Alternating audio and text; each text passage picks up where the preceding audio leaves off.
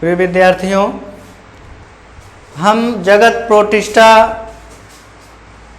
के बारे में चर्चा कर रहे थे। पिछले वीडियो में जगत प्रोटिस्टा की शुरुआत हुई थी और जगत प्रोटिस्टा में जो उसके प्रकार थे उसमें पहला प्रकाश संश्लेषी प्रोटिस्टा था। आज हम दूसरे टाइप के प्रोटिस्ट की बात करेंगे और वो दूसरे टाइप का प्रोटिस्ट हमारा कौन सा है? दूसरा कवक संप्रोटिस्टा, फंजाई लाइक प्रोटिस्टा। यानी कि ये कवक समान प्रोटिस्ट क्या होते हैं, कैसे होते हैं, इनके बारे में आज हम चर्चा कर रहे हैं और इनकी जानकारी आप प्राप्त करेंगे। देखिए, जो ये कवक समान प्रोटिस्टा होते हैं, ये कवक समान प्रोटिस्टा परजीवी अथवा मृतोपजीवी होते हैं। ये परजीवी भी हो सकते हैं और मृतोपजीवी भी हो सकते हैं, यानी मृत पेड़ पौधों जीव जंतुओं के शरीर पर भी ये अपना पोषण प्राप्त कर सकते हैं। इस प्रकार से इनको हम मृतोपजीवी कह सकते हैं। तो ये परजीवी अथवा मृतोपजीवी टाइप के होते हैं और इनमें बीजाणु उत्पन्न होता है। क्या उत्पन्न होता है? बीजाणु उत्पन्न होता है और इनमें अधिकांश प्रोटिस्ट, कौन? कवक समान जो भी प्रोटिस्ट होते हैं, इनमें अधिकांश प्रोटिस्ट जलीय होते हैं और एक कोशिकी होते हैं, यानी कि जलीय होते हैं और जलीय के साथ साथ एक कोशिकी होते हैं और जलीय आवास में रहते हुए, यानी कि जलीय होते हुए ये अपघटक का काम करते हैं। किसका काम करते हैं? अपघटक, अपघटक या डिकम्पोजर का कार्य करते हैं। अपघटक या डिकम्पोजर, अपघटक या डिकम्पोजर का कार्य करते हैं। यानी कि जो भी उस जल में अपघटित योग्य पेड़ पौधे या जीव जंतु होते हैं, उनको ये अपघटित कर देते हैं और उनसे अपना पोषण प्राप्त करते हैं। अगर इनके लक्षण की बात करें, कवक समान प्रोटिस्टा जो भी है उनके अगर हम लक्षण की बात करें तो लक्षण में ये इनमें पर्णहरिम या क्लोरोफिल नहीं पाया जाता है।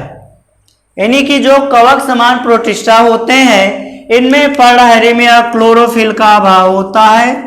पर्णहरिम का अभाव, यानी कि इनमें पर्णहरिम या क्लोरोफिल का अभाव होता है। इनमें पर्णहरिम या क्लोरोफिल नहीं पाए जाते हैं।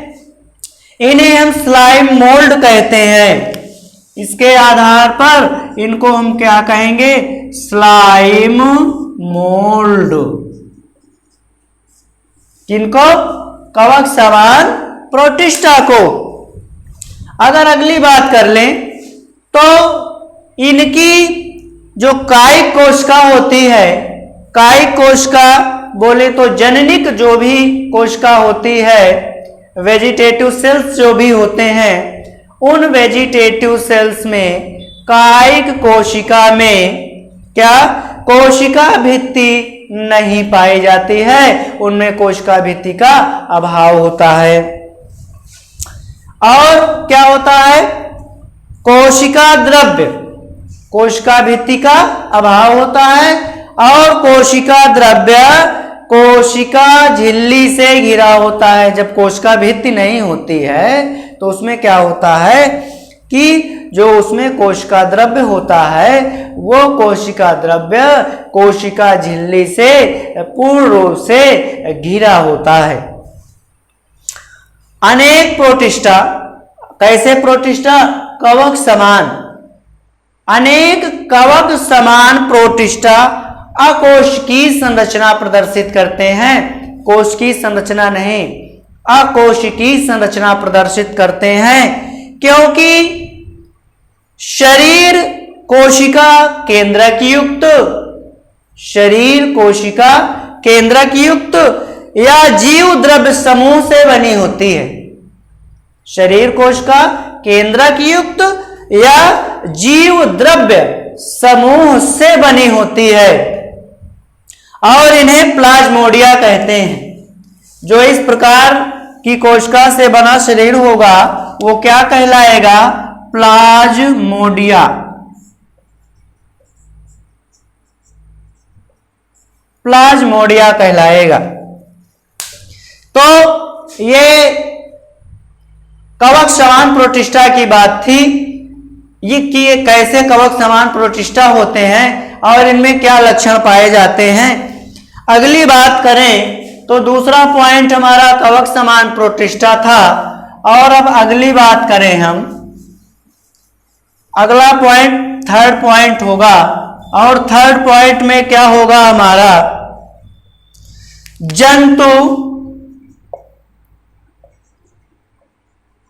जंतु सम प्रोटिस्टा।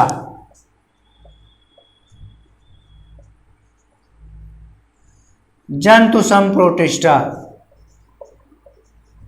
Animal like protista. जंतु समान प्रोटिस्टा। अगर हम जंतु समान प्रोटिस्टा की बात कर लें तो जंतु समान प्रोटिस्टा में अप्रकाश संश्लेषी अमीबीय प्रोटोजोआ, कैसे? अप्रकाश संश्लेषी अमीबीय प्रोटोजोआ, पक्षमाभी प्रोटोजोआ, स्पोरोजोआ आते हैं। कशाभी प्रोटोजोआ यानी कि जो कशाभकी प्रोटोजोआ होते हैं, कशाभी प्रोटोजोआ तथा स्पोरोजोआ कुछ, यानी कि ये जो कशाभी प्रोटोजोआ है और स्पोरोजोआ है, ये प्रोटोजोआ की जातियों की कुछ परजीवी प्रजातियां कहलाती हैं। यानी जो स्पोरोजोआ है वो परजीवी प्रजाति कहलाती है किसकी? प्रोटोजोआ की। इसकी प्रोटोजोआ की, प्रोटोजोआ की क्या कहलाएगी? परजीवी। परजीवी प्रजाति कौन सी? स्पोरोजोआ। स्पोरोजोआ, ये जो स्पोरोजोआ है ये प्रोटोजोआ की परजीवी प्रजाति कहलाएगी। कौन? स्पोरोजोआ। और ये परजीवी प्रजातियां कशाभी प्रोटोजोआ और स्पोरोजोआ ये क्या करते हैं कि ये संसार के करोड़ों मनुष्यों में रोग उत्पन्न करते हैं, क्योंकि ये परजीवी प्रजाति है। दूसरे मनुष्यों के शरीर में ये रहेगी तो उससे अपना पोषण प्राप्त करेगी और उनको कुछ ना कुछ नुकसान पहुंचाएगी। और नुकसान किस रूप में? रोग को पैदा करके, रोग को फैला करके उनको ये नुकसान पहुंचाएगी। इस प्रकार से हम कह सकते हैं कि ये स्पोरोजोआ, कशाभी प्रोटोजोआ मनुष्य में करोड़ों, संसार में करोड़ों मनुष्यों में रोग उत्पन्न करते हैं। अगर हम इनके लक्षण की बात कर लें, जंतुसम प्रोटिस्टा का जो लक्षण होता है, अगर इनके लक्षण की बात कर लें तो ये जल, गीली मिट्टी, सड़ी गली कार्बनिक वस्तुओं में आदि में पाए जाते हैं और किस रूप में? स्वाश्रयी। स्वाश्रयी, स्वाश्रयी, फ्री लिविंग।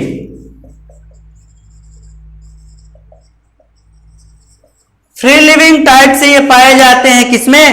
जल में, गीली मिट्टी में, सड़ी गली कार्बनिक वस्तुओं में ये क्या होते हैं? स्वाश्रयी होते हैं, फ्री लिविंग होते हैं। या जंतुओं एवं पौधों के शरीर में ये सहजीवी या परजीवी टाइप से भी होते हैं, यानी कि ये जंतुओं और मनुष्यों के शरीर में सहजीवी भी हो सकते हैं और परजीवी भी हो सकते हैं, जैसा कि अभी हमने बताया। अगर इनके शरीर की बात कर लें, शरीर के आकार की बात कर लें, तो इनके शरीर का जो आकार होता है वो 0.001 जो शरीर होता है वो 0.001 से 3.00 मिलीमीटर, 0.001 से 3.00 मिलीमीटर प्रायः ये सूक्ष्मदर्शी से ही देखे जा सकते हैं।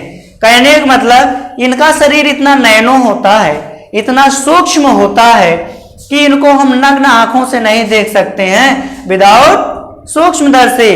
अगर माइक्रोस्कोप का हम प्रयोग नहीं करते हैं तो इनको हम नहीं देख सकते हैं, किनको, प्रोटोजोआ को, क्योंकि ये नग्न आंखों से नहीं देखे जा सकते हैं। इनका शरीर अति सूक्ष्म होता है और इनका शरीर विविध प्रकार की आकृतियों में होता है, यानी इनकी जो आकृति है, प्रोटोजोआ की जो आकृति है वो कोई एक आकृति इनकी निश्चित नहीं है और इनके शरीर की जो आकृति है वो विविध प्रकार से होती है, यानी कि अनेक प्रकार से होती है। और इनका जो शरीर होता है, ये जंतुसम जो प्रोटिस्टा है, प्रोटोजोअन्स हैं, इनका जो शरीर होता है, शरीर नग्न पेलिकल के आवरण से ढका होता है, यानी इनके शरीर में पेलिकल का आवरण होता है जिसके द्वारा इनका शरीर ढका रहता है। गमन के लिए, यानी कि एक स्थान से दूसरे स्थान तक जाने के लिए, मोशन के लिए इनमें कुछ गमनांगक होते हैं और वो गमनांगक कौन से होते हैं? इनमें कूटपाद या पादाप पाया जाता है। कूटपाद या पादाब, जिसको स्यूडोपोडिया कहते हैं।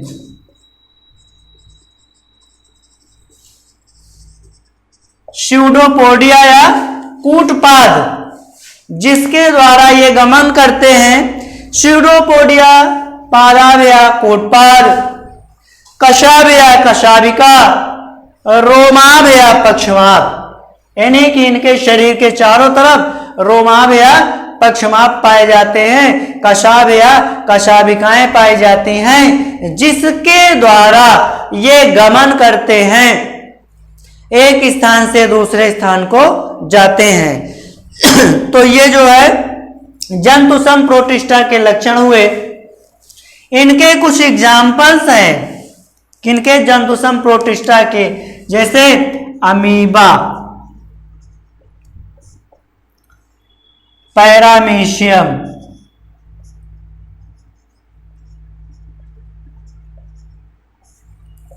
ये क्या है? प्रोटोजोअन्स हैं, संघ प्रोटोजोआ में पाए जाने वाले प्राणी हैं। ये जंतुसम प्रोटिस्टा है। कौन? अमीबा और पैरामीशियम। अगर अमीबा की बात कर लें तो अमीबा का जो शरीर होता है वो 0.2 से 0.6 मिलीमीटर व्यास का। 0. किसका शरीर? अमीबा का। अमीबा का जो शरीर है वो 0.2 से 0.6 मिलीमीटर व्यास का इनका शरीर होता है और पूर्ण रूप से सूक्ष्मदर्शी के द्वारा ही देखे जा सकते हैं। और सूक्ष्मदर्शी से देखने पर इनका शरीर भूरा चमकीला सा, कैसा? भूरा चमकीला सा जेलीनुमा जीव द्रव्य के सूक्ष्म असममित पिंड जैसा दिखाई देता है। कौन? ये अमीबा। देखिए जो अमीबा की आकृति होती है, अमीबा की आकृति अस्थायी होती है, यानी अमीबा की आकृति कोई निश्चित नहीं होती है।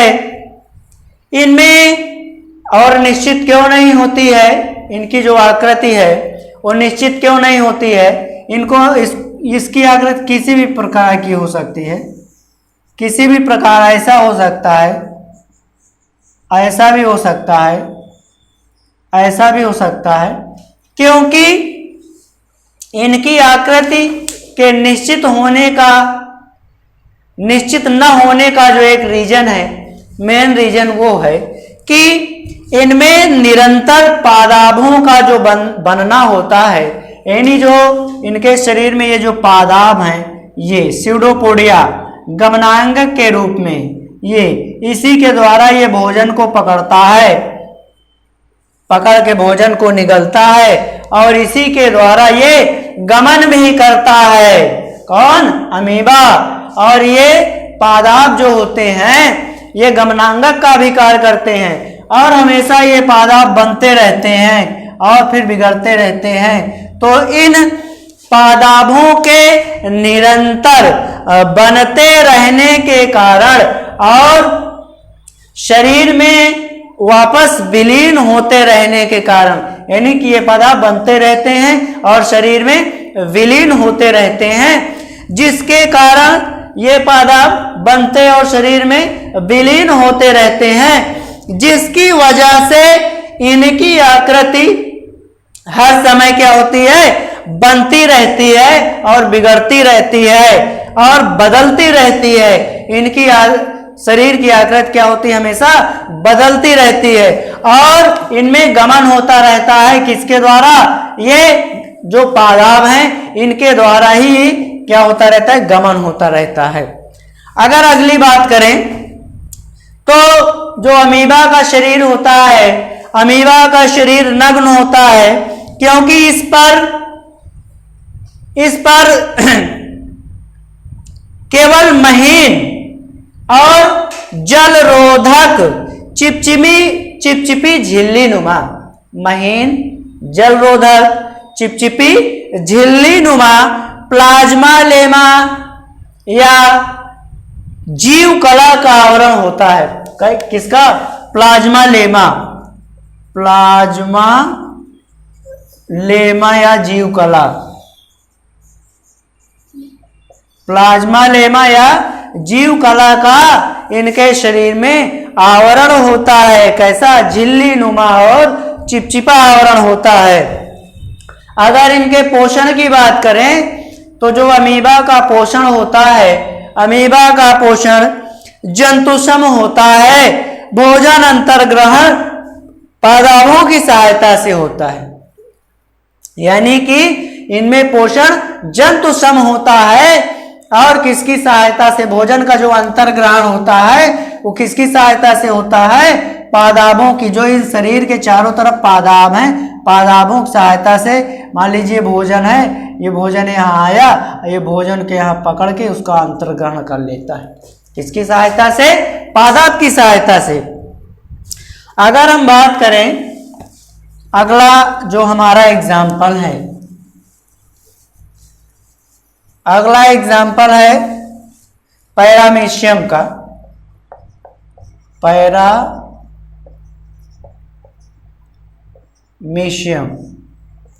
ये जो पैरामीशियम होता है, पैरामीशियम भी अमीबा की भांति सूक्ष्म होता है और सूक्ष्मदर्शी के द्वारा ही देखा जा सकता है। और अमीबा की भांति ही ये पोखरों में, तालाबों में, नदियों में, झीलों में आदि में पाया जाता है। और इसकी जो आकृति होती है, इसकी आकृति मानव के तलवे जैसी होती है, यानी जो पैर का तलवा होता है उस मानव के पैर के तलवे की समान इनकी आकृति होती है, जिसकी वजह से हम इनको स्लीपर जंतुक भी कहते हैं। कैसे जंतु? स्लीपर जंतुक।